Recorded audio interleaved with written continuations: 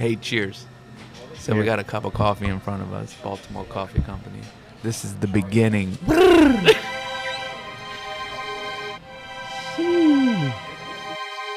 This is crazy.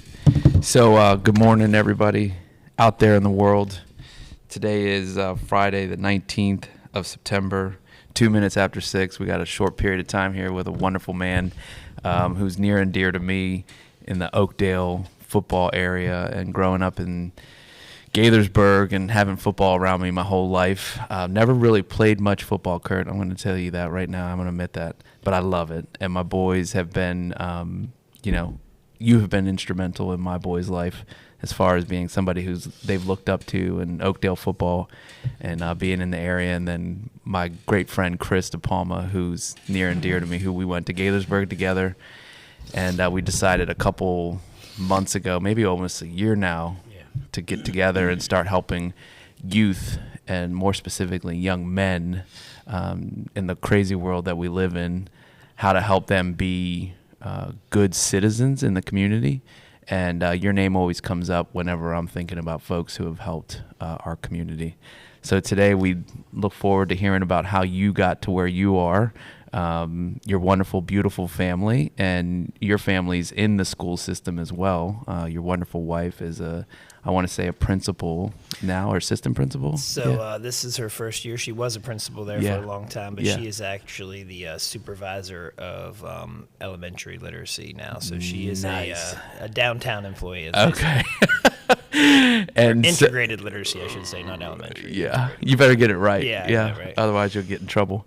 So Chris and I were like, God, who do we think of to help us, help these young men? But it's football season, so we'll get started. And Chris has some awesome questions all the time. But just a little backstory: Kurt and I, way back in the day when I was young, and we started out in Frederick, which is a great community. I never thought it would be able to provide the resources and community like it did, but they were very welcoming. And Kurt and I used to hang out downtown at our house when we first started out, and I was like, God, who's this guy? What does he do? And then all of a sudden, like 10 years later, 2010 when Oakdale started, and it was 9th and 10th graders that started this school off, right? Yep. First year was only 9th and 10th. Yeah, and we have, right, Chris? Crazy.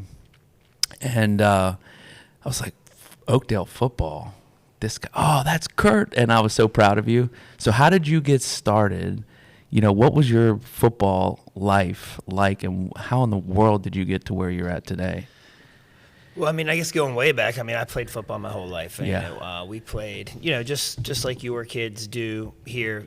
I'm from Wheeling, West Virginia, so it was different, but it was the same, right? So I played football my whole life. And then actually my senior season, I was the only returning starter on my team. So the year before, every starter on the team was a senior, and then I was a junior. Yeah. So I was really looking forward to it. My team was captain and everything, and I tore my ACL.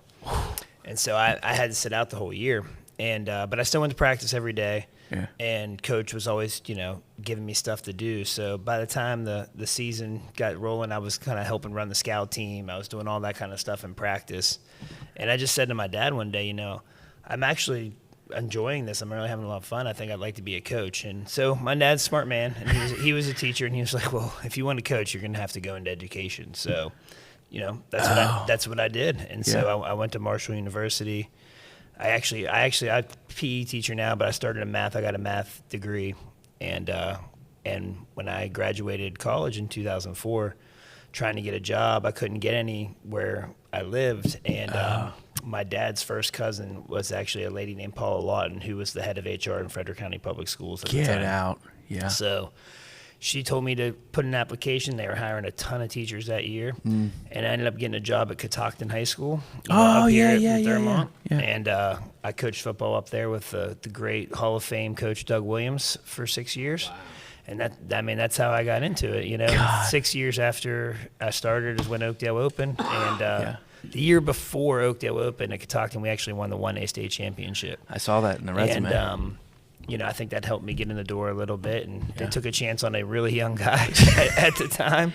But I'd say 20 years later, it worked out pretty good. Yeah. What was that like with an older coach helping you along. What did you learn from him? Like, what was that like? I mean, it was everything. Yeah. I mean, Yeah. I got so fortunate that that's where I ended up. Doug Williams is one of the greatest human beings you've ever met. Anybody Right. who knows him knows, about his faith and how he kind of brings all of that into the world every day. And they're a small school, a very small staff. There was only like 5 or 6 guys, but they were wonderful people, and Paul Dumars and Mike Franklin and Jim Eckroyd and Guy Nesbitt, and these guys took me under their wing. Yeah. And because they were a small school, small staff, they could use some help, right? So, like, I probably got to do a lot more, a lot faster, just because there was only, there's only 5 or 6 coaches on the whole staff, right? So they, it speeded along my development, but also showed me the right way to do things and hard work and about caring for people and about how the wins and losses are fun, but it's not really what we're trying to do here, and nobody takes that to heart more than Doug Williams. So I got very lucky. Yeah, yeah. I think the big thing for me right now is okay. So now you're working with all these kids, right? They're still kids in my eyes. When they have issues, right? Like, how does this coach, Doug Williams, then you, and then these kids? Some of them may have things that they don't share with you, but then on the football field, everything changes. How do you work with them, or how did you learn how to work with them off the field? Like, hey, coach, I got an issue. Like, how did that ever come up, and like from his philosophy and his values? Well, I mean, speaking of, like, right in the coach's office, the first time I ever walked in there, I didn't know what it meant at first, but he had taped above the door, just said relationships, real big. Yeah. And really that is sort of the key to all of this. Like, you building relationships with young people. I mean, that's what it is. That's what we do in the classroom here, every day. Yeah. But the coaching aspect is a little different thing. Most of these guys are a lot closer with their coach than they are their English teacher. It's just, a natural progression. What people don't realize is, starting in January in football class, I spend multiple hours with these guys every single day of their lives. Yeah. Like, I spend more time with them than their parents during the football season. You know what I mean? So, like, you have to build a relationship so there's trust, so when they do have a problem, they're comfortable enough to come talk to you about it. And sometimes, depending on what's going on in their life, they're going to be more comfortable talking to me than maybe their mom or their dad, just depending on what the issue is and that kind of stuff. It's just no different than having, like, an uncle or an aunt or somebody that, you feel like you can go to. Now we talk about trusted adults all the time. Yeah. You have to have these people in your life, and there's some things they're not going to want to talk to me about, and they're going to need to they want to talk to their dad about or whatever it is. But, like, when these kids are growing up, they need people in their lives that they can trust, that they can talk to. And so it all starts with that relationship building. And I actually think a lot of that, what we do in football class, kind of feeds into that. Everybody thinks it's all, just lifting weight. But I'm spending time with them. Yeah. You know what I mean? Without a doubt. Like, I get to spend time with them every day. Yeah. And I think that helps, it helps build that trust and that relationship. Yeah. And they see you're that constant. Yeah, one of my first questions was, how do you build trust? So you're touching on it, but so it's time with them. What else? We talk about it, consistency. One of the things we talk about a lot are, building relationships with people as mentors who are not father figures. But what is it that can help them, or what is it that helps build that trust? Well, I mean, when they come to you for something, you better come through for them. Yeah. I mean, that's what people remember, right? Like, oh, well, I went to so-and-so for help and he didn't help me. Right. Yeah. So, like, the only thing, what do you need to do? You need to do it. You need to be there for them, so, and that goes back to, it's been 20 years now of coaching. There's a lot of people, a lot of kids, thousands of them, still in contact with a ton of them. You know what I mean? But that's it. When they need something, you got to be there. Yeah. I one thing too. Okay, so you started out there and then you came to Oakdale, and now you have this pressure. I would assume pressure, like, because I saw your record. I'm not going to say it because I just don't want to bring it up. But man, you took something from nothing and started to build up this institution, right? And how did you handle that at the beginning of the year? Like, what do I do? That was all on you. The beginning was tough. Yeah. I mean, the biggest thing is, and you see it because with your kids and everything, we have something that people want to be a part of, right? Yeah. Well, 16 years ago, that was the exact opposite. Really? Because all of those kids grew up wanting to go to Ligonor or Urbana or TJ, wherever they were supposed to go. Yeah. And all of a sudden they build a new school, and they're like, no, you have to go over here. Yes. So the whole point, the whole thing, getting everything off the ground was literally turning that narrative around to making this the place that you wanted to be. Yeah. And so, you know, the very, very first thing I did was get the youth program started. Yeah. Right? Because there you go. Okay. I forgot about that. That's the key. Yeah. Right? If they grow up wearing Oakdale on their helmet from the time they're 7 years old, yeah, they're going to want to go to Oakdale, right? Yeah. And they're going to want to play with their friends. You're a brander, right? man. You know what I mean? So that was the most important thing. And I looked, you know, down the road at Ligonor, at Urbana, and I saw what they had. Yeah. And I was like, okay, I mean, the script is there. Got it. We just have to follow it. Got it. So I got to call the right people and knock on the right doors and make sure we get this done. And, you know, slowly, year by year, took a step. And, like, you know, you said we started 0-10. I saw that, But, you know, we've had a lot of 14-0s and stuff like that since then, right? So, you know, we've turned it around, I would say, pretty good. But we knew when we came it was going to be hard at first, right? Yeah. Like, not only are you starting a school from scratch, but Frederick County football is the best in the state of Maryland. So every week you got to go out there and play somebody that's really good. Yeah. So when you have 19 kids on the team and you don't even have seniors in your school and you're playing Ligonor, that has 75 players, like that's not going to go great. Yeah. But now we're the guys with 75 players when we come in there, right? So, like, it's beautiful, man. That's what we always hoped it would be, and luckily enough, that's what it is. Yeah. Why did it start off 9th and 10th? Because you don't want to take a kid going into a senior or high school and make him transfer. Gotcha. You know what I mean? That's a rough blow. So they did make the kids that were in 10th grade, obviously, they had to transfer because they were in 9th grade at another school. But obviously the incoming 9th graders were in middle school the year before that, right? So that's the thinking behind that, is you don't want to rip these kids out of their school, their friends out of their teams when they're in, you know, when they're going into their last year of high school. My bad. I'll grab paper towels. It's all good. I'm going to let it roll in through. So I have a question for you after we do that. Is when you think of the youth program these days, and you started that out, this is a tough question. Parents, how in the world did you say, hey, we're going to build this program? How did you get the parents buy-in? And then I'm sure it's different now, today, where they're like, I don't know if they're demanding. Tell us about that. You know what I mean? Well, I mean, like, my communication with the parents, you know, we have a meeting every year, and I basically tell them, listen, anything going on with your son, you let me know. Just don't ever call me or talk to me about playing time.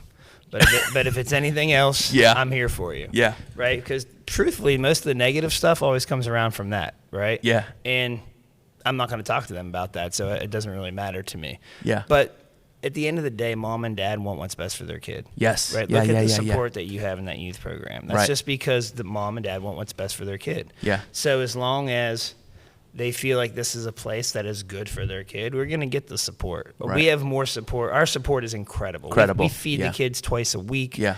The parents, they're everything. I send one email. I need a case of water. I'll get 400 cases of water tomorrow. Like, you know what I mean? Like, whatever it is. Like, so it's fantastic. And, you know, in the beginning, I mean, I would say they probably in the back of their minds had doubts, but they didn't really communicate it too much. I got a little bit here and there, but not much. And now it's, you know, the success is high enough that I think the buy-in is natural. Yeah. And I think that's something that's misconceived or misunderstood these days, is like, gosh, you know, you hear so much about, like, at our level, the youth level, right? So my boys are 14 and 11, and Silas, my youngest, loves football, but he loves being around his buddies. But sometimes you get the parents who are, you know, communicating with us that, gosh, you know, you can't not treat our kids like that, but like talk to them like that. And sometimes I'm glad that there's a head coach, so thank you for what you do. But, you know, the support definitely is there. But how do you set those expectations at the beginning of the season? You know, what's that like? I mean, for us, it's probably a little different because at the high school level, we are dealing with borderline adults. I mean, they're still kids, but they're right on the line. You know what I mean? And some of our guys are 18 years old, right? So like, I'm hard on them. Yeah. I'm not gonna sugarcoat that at all. Yeah. But I think at their age, it's probably to be expected. Right. And after 20 years of dealing with teenage boys, saying it nicely and saying, "Hey, do you mind if you go do that?" That doesn't really resonate. It doesn't work. Nice. You have to carry a big stick to get their attention. You know what I mean? And so I carry a big stick. Yeah. And I would say I have their attention. Right. And not unfortunately, I think it's a good thing. I mean, that's what it takes, right? I mean, I know football is not the military, but if that's where you are, no one's going to like ask you kindly and pat you on the back to go do it, right? Yeah. It's an intense thing. And if you watch a football game, that is an intense thing, right? So we have to prepare intensely to go do an intense thing. Yeah. So that's what we're going to do. Yeah, I love it, man. I think that's something that we miss, Well, sometimes, I mean, it's the structure of it. It's not the military, but for some people, like I grew up with some people that for them, it was the only structure they had in their life. How do you handle parents, though, that want to be overly involved? I mean, I watch my wife, at least with my son playing baseball, and there's times where she's, you talk about helicopter moms. How do you handle that? I mean, it's not really there's no parent. It's not like a youth. There's no parents at our practice. If your son's on the team, you can't pop a lawn chair out there and watch practice. Like we're not. That's what we do at youth. But you have to ride the kids, and they're only 10 years old and all that. We ain't doing that here. Right. So there is. I mean, to be that helicopter parent, I don't know where they would have the opportunity to do so. Like when we're together as a team, we're not with the parents. It's just different. They're older. They're in high school. Obviously the parents do a great job coming to support our games. We have some moms that obviously come to feed us and do all of those things. But like I said, it's not a huge issue. And like I said, if it starts to cross that line, I just calmly explain to them, like, I appreciate it, but that's not how it works in high school. I'll take it from here. That's good. What makes someone coachable? As these guys grow up, I mean, we're often trying to reach people who are looking for that guidance. But what helps these guys? What can they do to be coachable? Well, I mean, I think there's a tough skin piece of it. Like criticism can be constructive, right? And so, like, if you shut down at the first time you hear quote unquote criticism, like you're not going to be very coachable. You have to hear what the criticism is, because if somebody is correcting you, there's a reason for that. You're doing it wrong, right? So and they see it and they're watching it. I've never yelled at a kid for doing it correctly.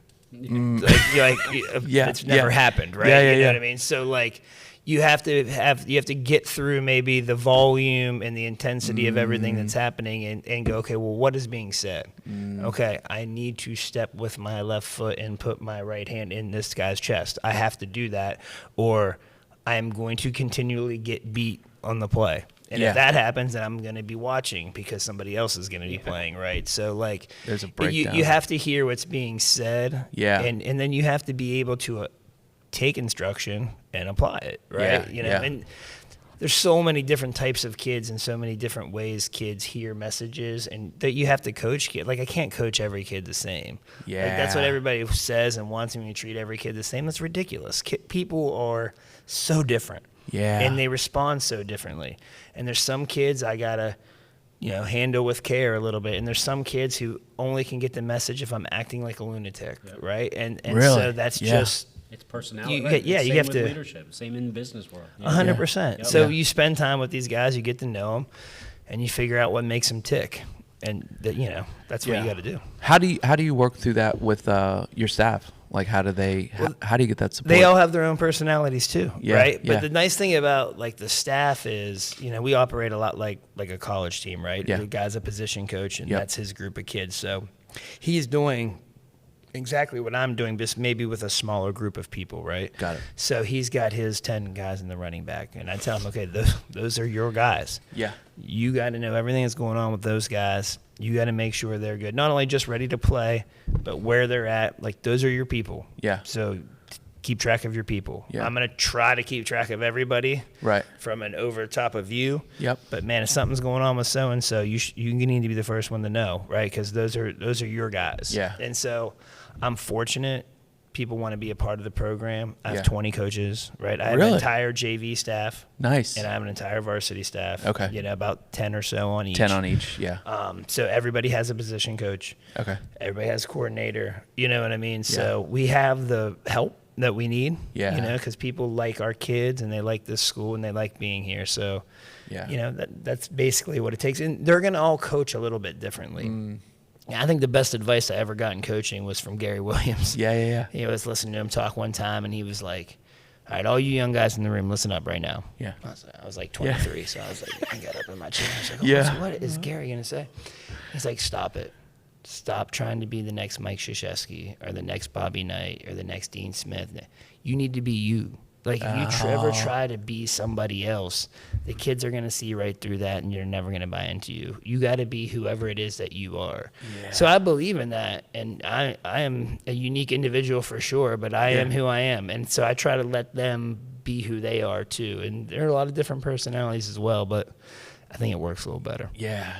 Is there any? God, that's a good point. Yeah, and I never even considered that. The structure of all that, does that all run up through you, I guess, from a leadership perspective? I mean, yeah, I'm at the point of the triangle, I guess, if you will. You know what I mean? But like I said, there's roles, and especially the more you work with people and the longer you do it, everybody kind of falls into and gets comfortable with their roles. Yeah. And we all have things that we're responsible for every week, and I'm just the one who has to sit there and make sure that it actually gets done. Yeah. And we don't miss something along the way. But my staff is so good. Yeah. I mean, we've got, I think, I was like, there might be like 20-some state championships on the staff if you add up all the coaches and all the different spots they've been and stuff like that. Absolutely. So, like, it's the experience is there. You've built up a great program. I mean, I got to give you a lot of kudos for that, man. You've done a great job, and you've been doing this for what now, 15 years? Yeah, so Oakdale's been open for 16. So this is our 15th varsity season because that first year we only could play JV with 9th and 10th, and then I had 6 years before that. And then going there,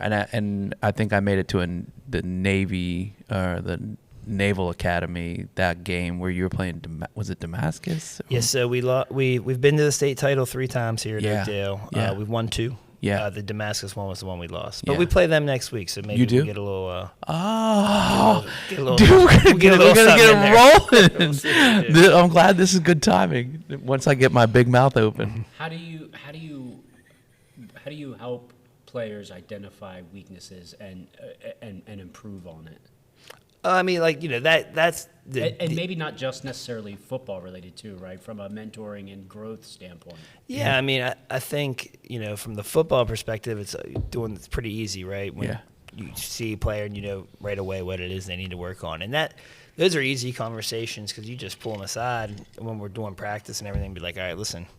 This is right here is where you're strong right now. This is where you're weak. So when we're doing this, hey, every Tuesday when we're doing this, you really got to focus on that because that's where you got to improve. Yeah. You know, from a personality perspective, I think you got to use examples, right? So like if they're, we talk about the 4 horsemen, right? If someone's really negative or being critical or whatever like that, then, hey, remember yesterday when something happened? Yeah. I was like, hey, how do you think you handled that? Like, you know what I mean? Like, tell me what you think. Why did you act like? Why did you respond like that?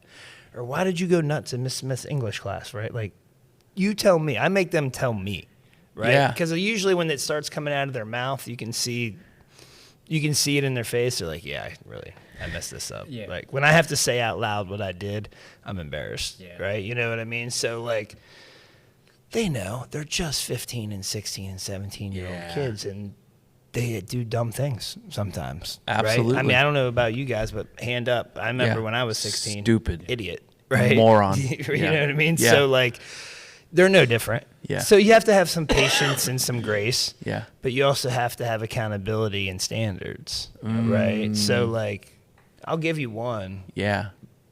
But if it comes up 2, 3, like, now we're going to have a problem now. Yeah. Because we've talked about it. And so now you're just choosing not to do the right thing. Right. And that's not going to be okay. Does that translate out into the field too? Like as far as like, hey, you're not doing what you're supposed to be doing. 100%. Yeah. And that's one of the like, that's one of the things about having we have 70 kids on the team. So like, if you're not doing your job, there is another kid that's probably almost, if not just as good as you, right? And wants to play.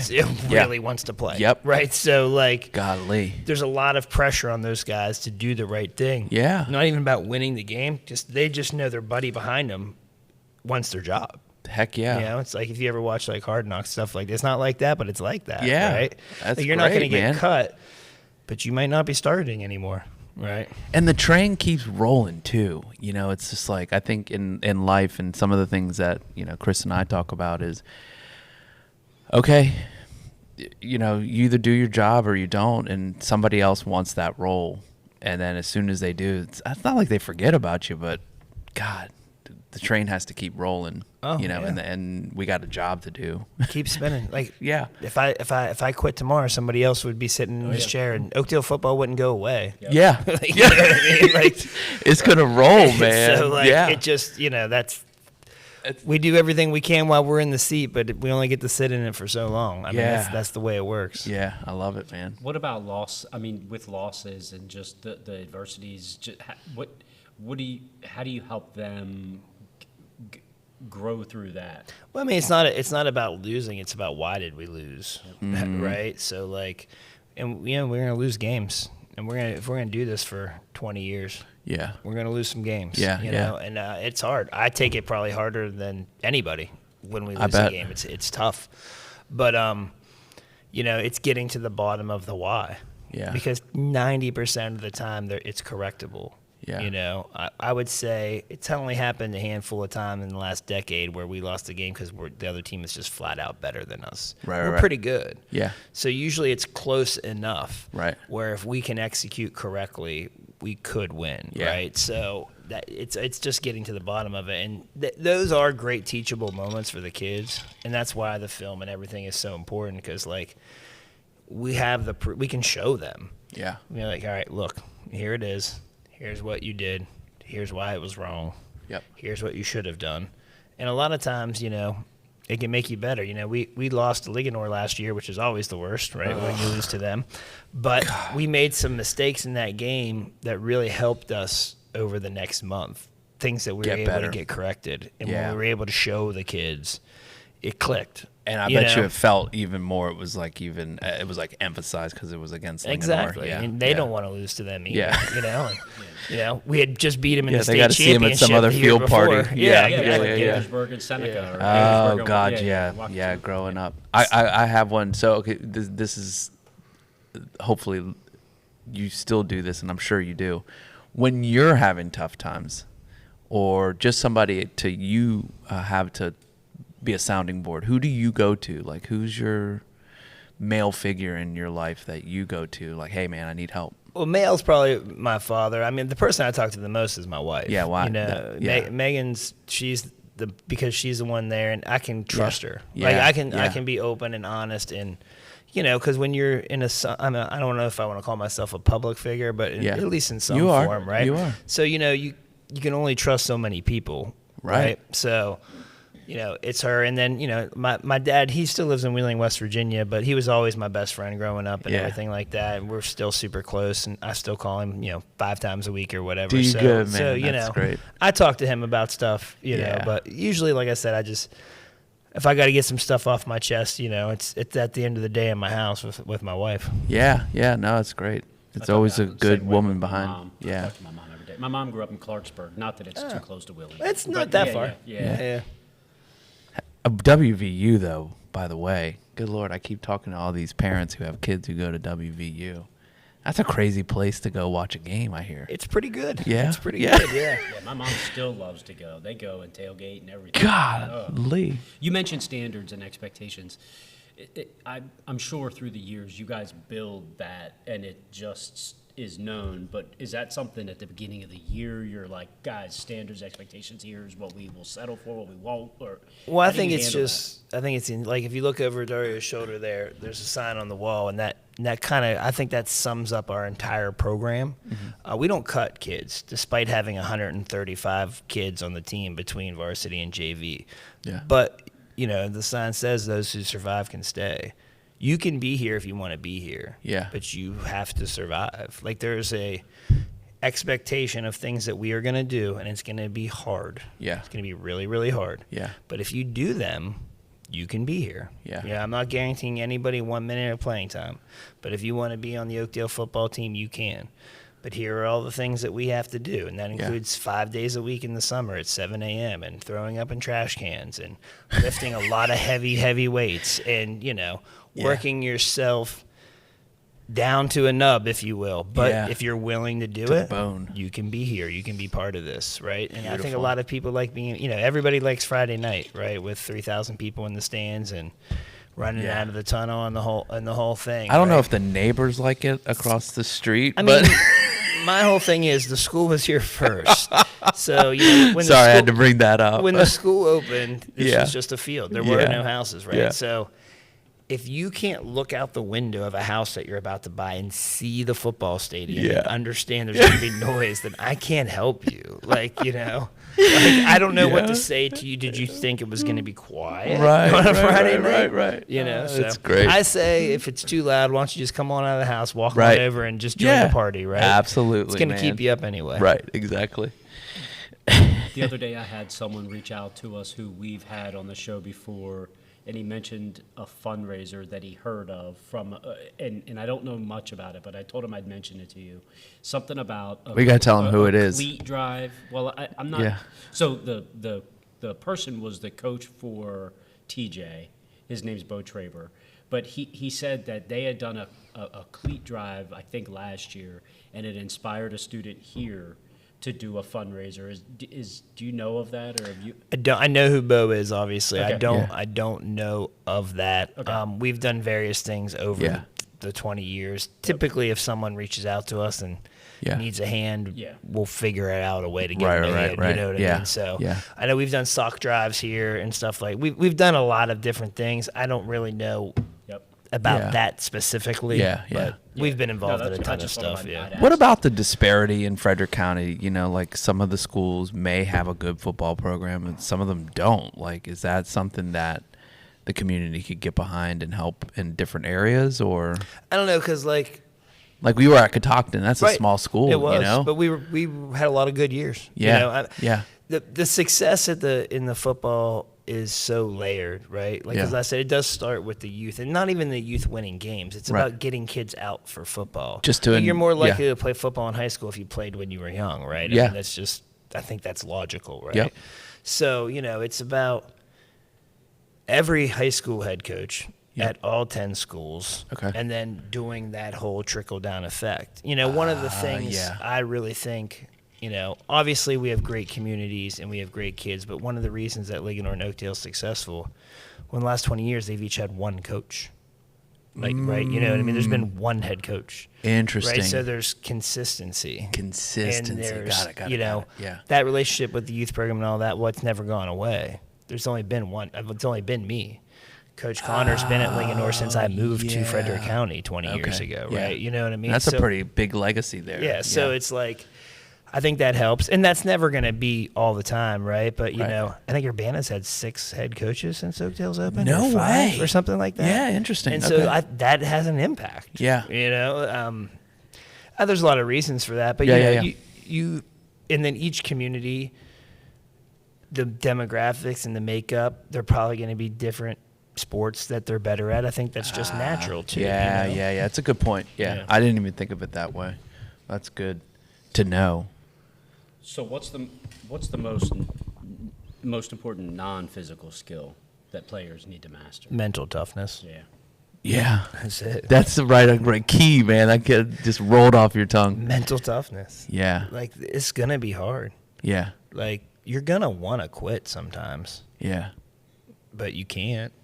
Right, you're gonna be down 14 points sometimes in the second half. Yeah, but if there's time on the clock, we can still win. Heck right? Yeah. So like, it's there's an attitude to it, right? And I try to set the example of intensity and mental toughness every day, right? And I hope that they'll follow my lead.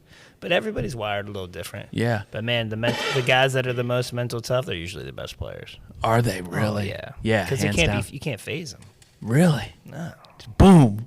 They're always there. Yeah. On point. Our quarterbacks here that we've had over the years, and really, really good ones, they've all had that characteristic. Yeah. They're like, the game's on the line, they're like, yo, just give me the ball. And I'm like, let's roll. I absolutely will. Yeah. Yes, sir. You seem so cool on the field too, man. How do you keep that, I'm definitely not cool. No? It looks like you are. I'm cool to I'm always, I'm chill underneath. managing the game and all that kind of stuff. Yeah. But it's fire brewing underneath. Wow. It's intensity. Yeah. But 20 years, right? Yeah. I've called a lot of football games Yeah. at this point in time in my Yeah. life. So, we know what we're doing. We'll be all right. Yeah. All right. Okay. Sorry. Let me just ask one question. Education. If somebody is not doing good in school, is that does education come first, of course? Of course. And, yeah. and there's layers to that, right? That Yeah. we have eligibility standards, right? Yeah. So there's the minimum. We can and have had kids that are academically ineligible. Yeah. They can't play. Can't play. You know what I mean? Done. Because they failed a class or anything like that. Yep. But the second part of that is, obviously, we're looking at that. We're tracking that. Their behavior. Yeah. And like I said, I can be convincing, right? So if you're not behaving in class and then we go out to practice and then I address that, typically, that behavior will get corrected because it's not that much fun to misbehave if I make you roll 200 yards and sprint 300 yards and you throw up everywhere, right? Yeah. So you just have to find ways to encourage them to act correctly. Good, man. I love it. What motivates you? Oh man, I love the kids. I love this game. I mean, I love Friday. I love practice because I love the preparation piece, the whole going to war aspect of it, right? You know what I mean? The Art of War, if you will. Yeah. One of my favorite books. But but I love all that. But man, when you it's only got to happen a few times in my life, right? But you walk into a locker room after doing a press conference in the Naval Academy and you win a state championship and you see those kids, you've never seen anybody happier in your life. What I mean? And when you see that, you're like, it's all worth it. You know what I mean? All of this is hard and it's a lot of work and all that, but when you see them, you're like, it's 100% worth it, because you couldn't make them happier than they are in that moment. And they're fun. They keep you young, man. Yeah, it's a good time. Yeah. It's fun. And my kids play. Yes. And I know I'll get to be here, and that'll just be more time I get to spend with them. Totally. I don't really want to go try to coach youth football every afternoon when I leave here. I'm pretty tired. I was going to say, man. Yeah. But I get to spend time with my full. kids. Yeah. You you can't beat that. And I spend a lot of time with other people's kids. Yes, you do. Right, and I'm good with that. Yeah. But I like to spend some time with my own kids too. Right. You darn right. So, I'd probably have to beat you over the head if you didn't. If I saw you around not spending time, well, but you do. You're always there. I'm always there. Yeah, man. You're a great father. And I asked this question already. Yeah. And so from the high school standpoint, I get it. But youth sports, helicopter parents, what about then? I mean, again, I'm just not gonna deal with it. You know what I mean? I'm just gonna let them know. And I'm not, just to be clear, I'm not the head coach of any of my kids' youth teams. Gotcha. I'm an assistant coach, but I was, this was on purpose. The head coach of my older son's team, close friend of mine who spent 18 years as Ligonor's offensive coordinator. He's a real high school football coach. Yeah. The head coach of my younger son's team was my defensive line coach here at Oakdale for 6 years. Yeah. I put them with people that I trust, right? Yeah, so absolutely. They will handle all of that, but they have experience. They've done what I do, right? So they have the experience of how to handle and de-escalate and those kind of things with that. But, I just come in, help out where I can. Yeah. And I'm not going to lie, on the youth, it's a lot of just high fives and good jobs from me. You know what I mean? That intensity that I talk about, I don't bring that there. Yeah. They're not ready. Yeah. Well, I think I just want them that's to important. like football, have fun. Yeah. Get a Gatorade after the game. You know what I mean? And come back next year. When the youth program always asks me, they're like, well, what do you want out of the youth program? I said, I want a whole bunch of kids playing football. Yep. And then when the season's over, I want them to want to play football next year. Yeah. That's what I want out of the youth program. I need 40. I want you to send me 40 ninth graders every year that want to play football. So I'll take it from there, boy. Let me touch on that then real quick. Is as far as, okay, so I help coach I love coaching, never want to be the head coach, especially when it comes to the boys, you know, being, like you said, what could coaches do better when they're with those kids at a young age? What's the number one thing that you think that they could do better as a coach? Focus on what's important, and it's really not the score. Yeah. Like, you want to compete. I'm not telling the guys not to try to win. That's silly, right? Right. But you have to understand, like, it's more important to do all the things leading up to that correctly, right, than let whatever happens on, in this case, Saturdays, right? Yep. Let whatever happens on Saturday happen. Yep. But don't cut corners. Don't do things that aren't in the best interest of the kids to try to maybe get a little bit of a leg up on Saturday, because in the long run, it's not going to be worth it. What about beautiful? And with that same topic, what about the coaches that? And the only way I can think to say it is that they're intense, but they think that the way to get through to someone is to just yell. Like, I love that. Yeah. So some advice for those coaches. Well, yeah, I mean, I would say, do you have the ability to step back and see the effectiveness? Like, when you coach like that, is it working? Yeah. I guess that would be the question, right? Yeah. And if the answer was yes, well, then, I don't know, maybe we it should is. do it, right? You know what I mean? But, like, if the kid's shutting down every time you talk to him, like, is that kid getting – because at the end of the day, if you're a coach, your job is to make the kid better, right? You're trying to make him better.